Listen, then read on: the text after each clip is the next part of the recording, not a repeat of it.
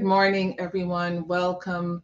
On today's How to Solve an Event Planning Nightmare Like a Pro, we're going to be tackling the guest list. If you've ever been to an event where it's packed tight, it's crowded, you're like smelling people sweat the way it's so tight, or the place is so big and it's so sparse, like maybe nobody wanted to come to this event because you can literally count all the people around the space. I am going to show you how to manage the guest list so that you have the right amount of people for the right space. My name is Melody Dixon, and I am the CEO and founder of Pro Event Planners, curators of eco-focused events. I plan events that are for people who are steeped in all things sustainability. It's in their life, it's in their business, and they take it to their events as well. That means the choices they make are eco focused. They are not trying to finish all the resources just for their one event. They're being strategic with it. I also support people who have no idea about sustainability. They know that they waste a lot. They can see in their numbers they're wasting a lot on food or wasting a lot of money or on paying the utility bills, and they're looking for ways to reduce that. And they want to take that into their events as well. They look at how much food is left over at the end of the event and see it's way too much. And even if they give away food and take out containers and all that, there's still some left. What do you do with it?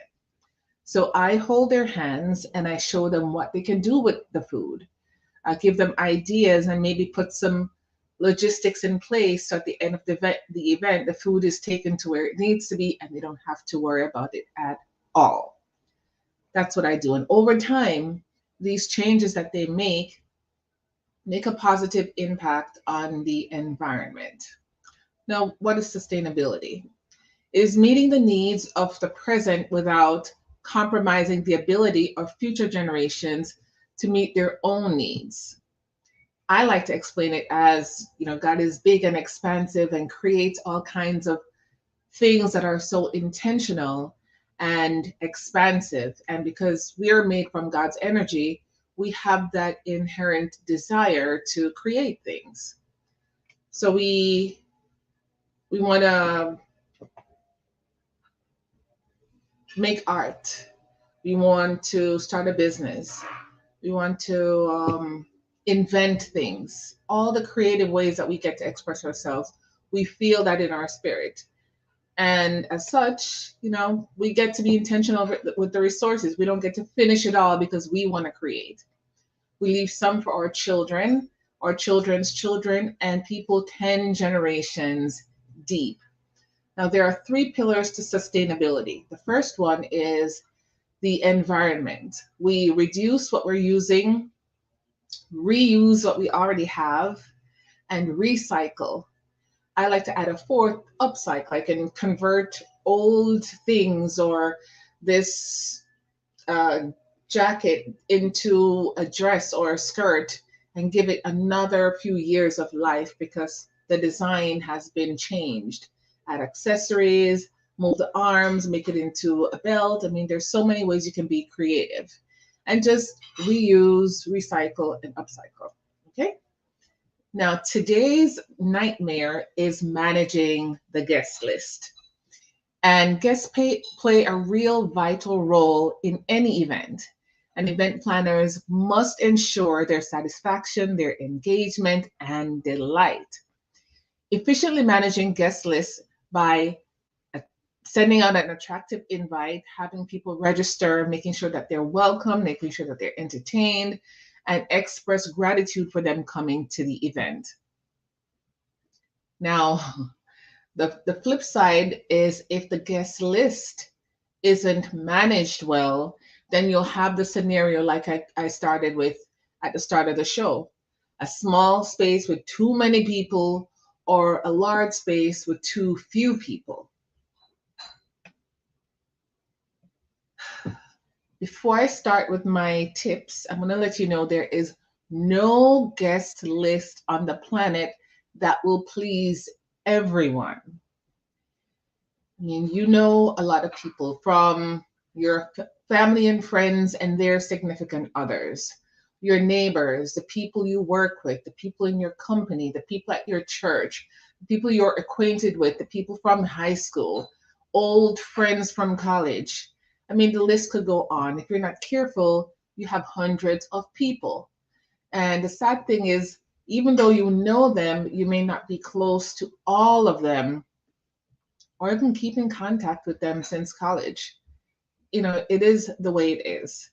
And so family members may want you to give them the option to have more than one plus ones. Or if you are a corporate company and you're having your event, it may only be for top clients, and your clients that are not high producing may be in their feelings that they weren't invited. So there's no perfect list, but these tips I'm about to share can help give you some kind of a footing when making that together. Tip number 1, decide on the number of guests you would like to attend your event. And you can, good morning, Rhonda. Today's event planning nightmare that we're going to solve like a pro is managing the guest list.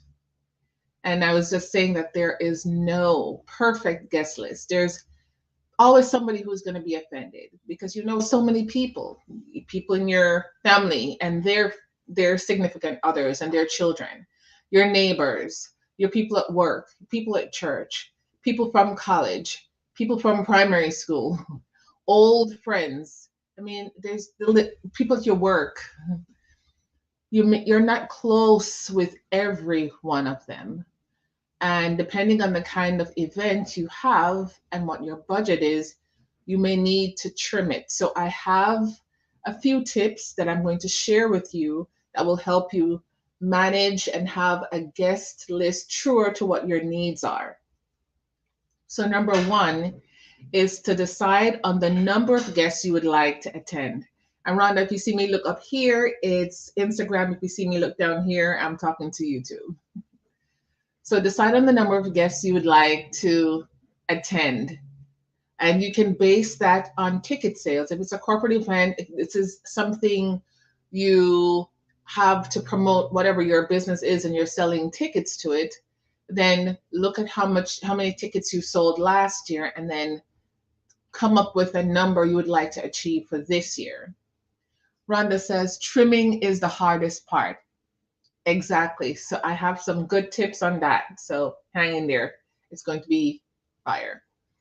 And it's simple. They're simple tips, but if we do them, you'll have less people mad at you, because there's always going to be somebody who will feel like, I should have been invited. We went to primary school and we're besties then. You grow up, you change, you stay in contact. Sometimes you don't. Life changes, and then your budget is the real dictator of how many people you can have attend your event. So if let's say you're doing a wedding and it's about $100 per person for the venue and the food and the drinks and the decor and everything, then that's a clear way to see how big the numbers can get. And that's just like minimum. If you go to a really fancy venue and you have all the things, all the tall centerpieces and arches and lighting and all that, it can easily be $180, $200 per person.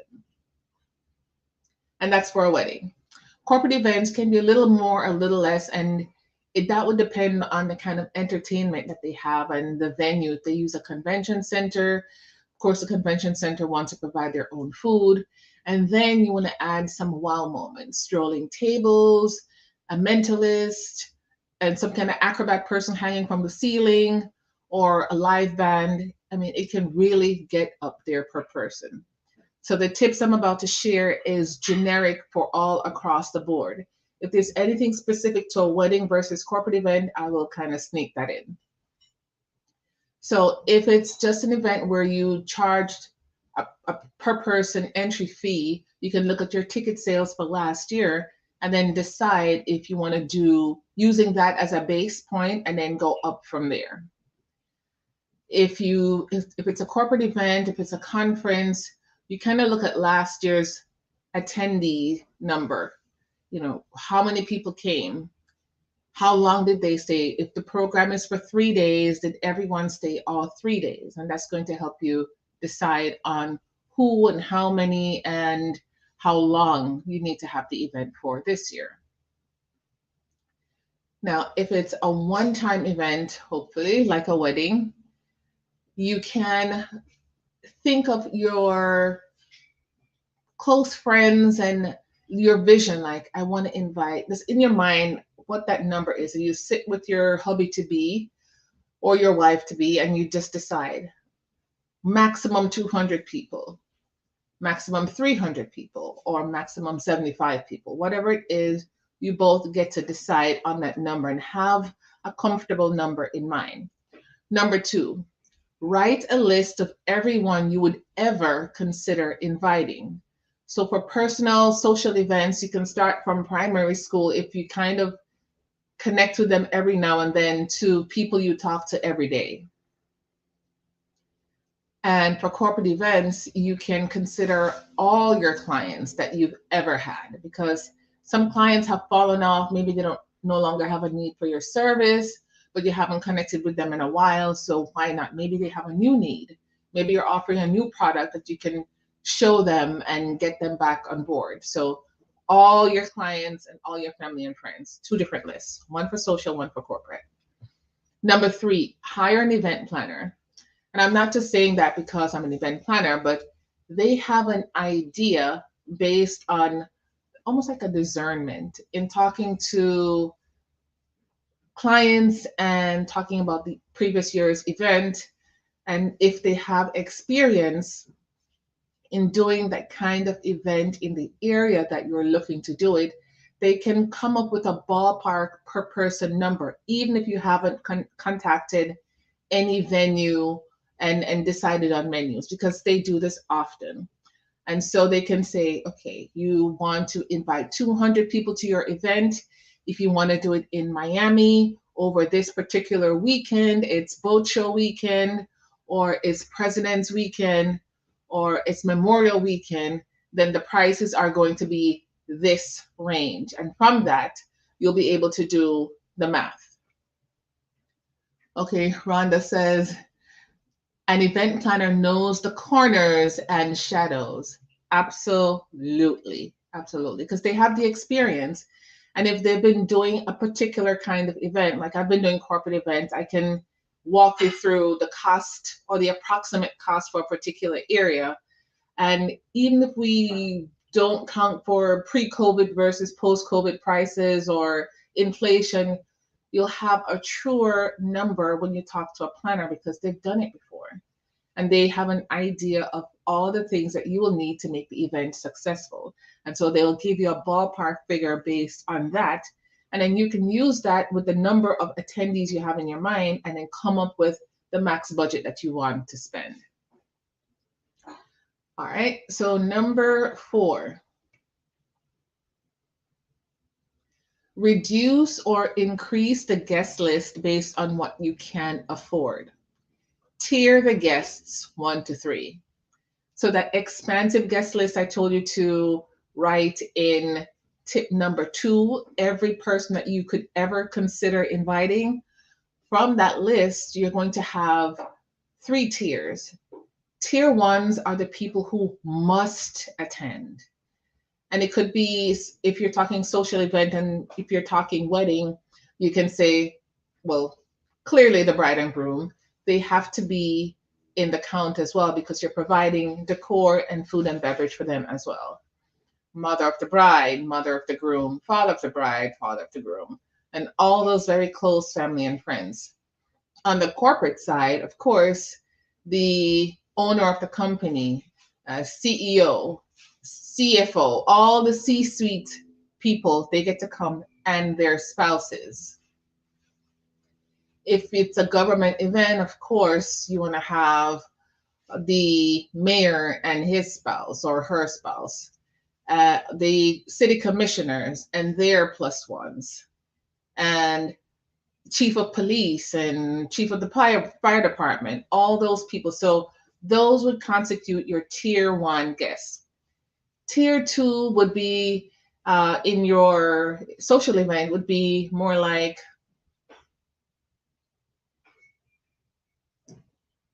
childhood friends, because tier 1 is all like your close family and friends.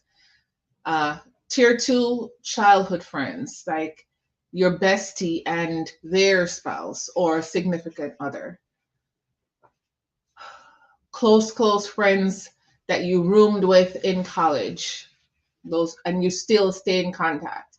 You talk a couple times a week or a couple times a month. Those friends and families you connect with, not friends and families, those friends you connect with a few times a month. On the corporate side, it would be your top clients would, well, actually, top clients would go in tier 1 as well. So your well-producing clients, not your top producing clients. Your well-producing clients will be tier number 2. They're not pumping a whole lot of business in your company, but they've been using your services for quite a while, and they're consistent, and they have their up and down periods, just like everybody in life. Their revenues reflect the same, and their purchase power with your services are the same. All right. Tier 3 would be your acquaintances, like your neighbors, unless your neighbor is your bestie as well, but your neighbors that you talk with every now and then, people at your church, people on your job, people from college that you are friends with, but you keep in contact a couple times a year versus a couple times a month. That's it. That's like on the outer bands of your inner circle. There is no tier 4 because at that point you really don't have a relationship with them for you to want to even have them attend your wedding. And there's a misconception that when you have a whole lot of people coming to your wedding, that means you're going to get a whole lot of gifts. And that's just not the case. All right. Tier 3 for corporations would be their past clients that maybe they haven't had business from in a while and they want to get them back. Maybe they don't have a use for their services anymore. And maybe they know people that may use your resources. So you can stretch and invite them as another way to revive the account or get deeper into the account and get referred from different departments who may have a need for your services. So that's all for the tier 3. Number 5, stagger the invites. So if your guest count is 200 max, I would say purchase about 225, 250 invitations. So you'll spread it out amongst a wider net of people. And by the time you get the RSVPs, you'll probably settle at or around where you want to be because you've sent out more. And so the statistical probability of you getting more invites or RSVPs is greater. Now that can backfire unless you stagger them. Because if you send out all 250 at once, and if all 250 people say, I'm coming and my plus one, then you're going to need a larger venue or you're going to need to retract, which is going to not look good for your brand. When you stagger, that means you send out the first 100 invitations, let's say 2 months before the actual event. At minimum, you want a good 14 to 18 weeks. And so you send out the first 100 with a sooner RSVP time so that you'll know, okay, of the 100 that I sent out, 75 are coming. So if you send out another 100 invitations, you get another set of RSVP later on.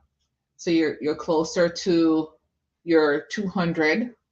And then you can send out the last 50 as you get closer to the event. So You don't have all the invites going out and all the RSVPs coming back at once, because if from the 100 that you sent out initially, you have all 100 RSVP, then you want to make sure that you're not sending out another 150 when you're going to get 150 back. You just want to stagger them to track and have the RSVPs come in a manageable way so that you can be able to say, cut it off here, don't send out anymore because we're at capacity. Hope I explained that right, but let me know if you have any questions. Post it in the comments. Number 6, limit the plus ones and children.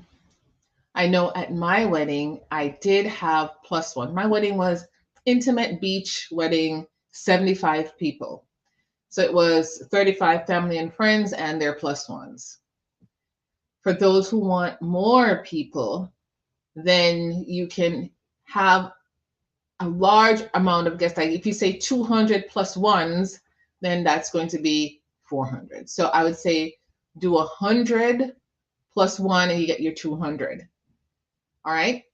That's if your budget is really tight based on the numbers that the planner gave you.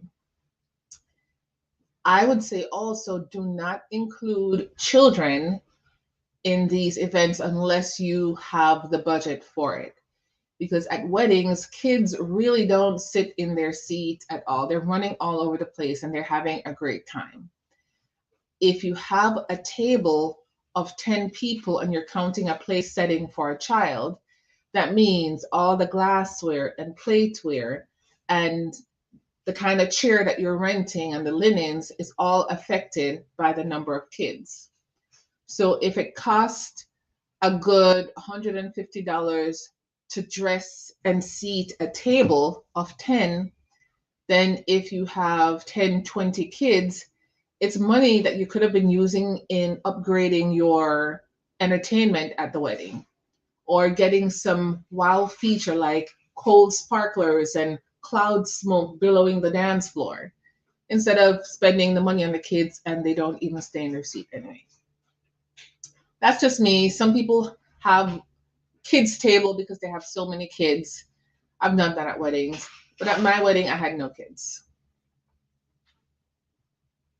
Because also for the food, some venues will have kids meal. Now this one kind of, I don't know, made me realize how America is different from the islands. When you go to a wedding in the Caribbean, the kids eat the regular food, rice and peas, brown stew chicken, oxtail, curry goat, all the things. They just eat that.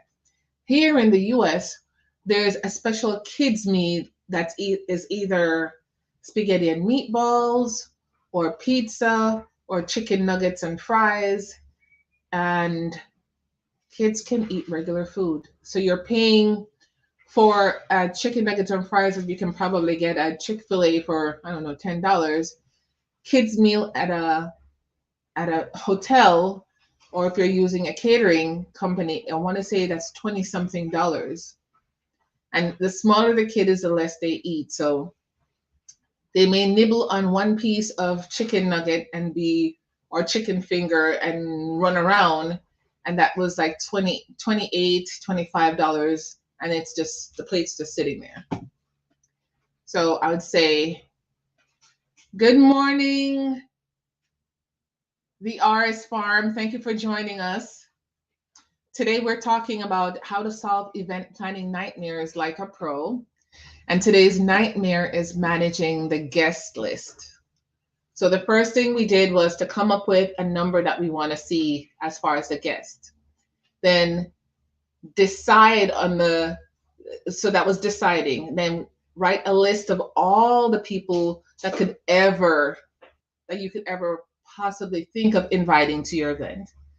And then number 3, hire an event planner who's going to give you an idea as to the per person cost for this event.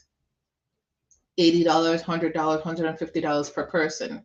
And that takes into consideration renting of the venue and the chairs and the tables and the linens and the chargers and the glassware and flatware and plateware and centerpiece and the band and the DJ and the lighting and the dance floor and all the flowers everywhere. So all of that number they take and they divide it by the number of guests, and they'll tell you per person, this is what it's going to cost. So once you get that number, based on the number, the tip in number one, where you want to figure out how many people you want to attend, you do the multiplication, and then you see it's quite a few $100s. So that was number 3, get the price. Number 4, reduce the guest list. And I came up with 3 tiers. Top tier, number 1, these are the people who must attend the event. Number 2, it would be nice if they attend the event. You know, your neighbors, the people you work with, so on and so forth. Number 3 is people you know from childhood that you don't really keep in contact with, but you talk to a few times a year. For a corporation, tier 1 would be the C-suite of the company and the top clients. Tier 2, and employees. Tier 2 would be producing clients that are not top tier, but it would be nice for them to be there. Number 3, past clients, you want to get their business back. Maybe they don't have a need for your service still, but you know you've expanded your product offering, so there's an opportunity for them to start doing business again because you're offering something new, or you can get referrals. So those are the 3 tiers. Then you stagger the invite. That way you can manage and track the RSVPs coming in to know when you need to cut it off or if you need to send out more. And number 6 was to limit the plus ones, because plus ones really add up. To include children, if it's a social event, you can say no kids. It's your event. You can absolutely say that. And the last one, number 7, hold to your RSVP unless it supports your brand. For social events, if you say the deadline to RSVP is 2 weeks before the event, the number of RSVPs you have at that point, that's it. Because if you're doing catering, you need to turn in numbers to your caterer so that they can purchase the right amount of food and drinks and get the staff schedule going for your event and make sure you're well staffed. If it's even all the other vendors get to know as well, because if there is lighting, maybe you need more or less lighting depending on the number of people. Because if the place is really filled up, it's kind of darker. You need more light to filter through all the bodies. If it's way less, you have more people milling around, you have space for the light to reflect off things, and the place doesn't look so close and dark. DJs, they like to know as well because they may get extra speakers or not. What else? The florist and the linen people and the decoration people, because that number influences the final count for the number of tables and linens and things that they'll need. So final numbers gets to go in at least 2 weeks before, so that things need to be ordered and staffing set up. We get that in place in a timely manner. All right. So it is manageable. All these 7 tips is a great way to prevent your event from being too crowded or too empty. If it's too crowded, if you're finding out your guest count is too high based on the number you want, there's some things you can do, because there's also fall off on the day of the event. Not everyone may show up. So I hope these 7 tips supported you. It is quite a bit to manage an RSVP list, to be able to track things and call people and remind people and confirm plus ones. And even in the invite, you confirm food allergies and chicken or fish or beef, and somebody to follow up and all that. It's a lot. So I have created the Pro Event Package that's going to support you. For Instagram, the link is in the bio. For YouTube, the link is in the description of this live. When you click the link, it takes you to the website and you can check out the Pro Event Package. This is my hashtag hire it done kind of package. You and I talk about the purpose for the event, and we figure out the number of people you want to invite to your event based on if it was a situation where you did ticket sales the year before. We look at what you sold the year before, look at what your revenue goals are for this year, and kind of forecast how many tickets you may need to sell. Based on that, we can figure out the size venue. If it's a wedding, of course, you hopefully have been married or is going to be married once. You talk to bride and groom and figure out how many people do they really want to invite. You can split it down the middle. The groom gets 100 guests, the bride gets 100 guests. Within the bride or the groom's share of guests, then the bride and groom's parents get a little bit of an input, because you don't want to offend the parents. Even though it's your wedding, you have the option to give them maybe 2 additional guests apart from inviting them. All right, so you manage that. It's quite a bit, and the tracking and the spreadsheets and the finding the right venues and talking with the vendors and giving them the new numbers is what a planner does. So I take all that information, I hit the ground running, hire the right vendors, manage your RSVP, help you decide and even create the invitation. If you want calligraphy, if you want something printed and fun, if you want it hand delivered, there's so many ways. And that's what a planner does, handles all the behind the scene logistics so you don't have to. All right. That is it for today, my friends. My name is Melody Dixon, CEO and founder of Pro Event Planners, curators of eco-focused events. If you have any questions on invitations and RSVPs and what is etiquette and how to stagger and getting different kind of eco-focused invites, I am your person.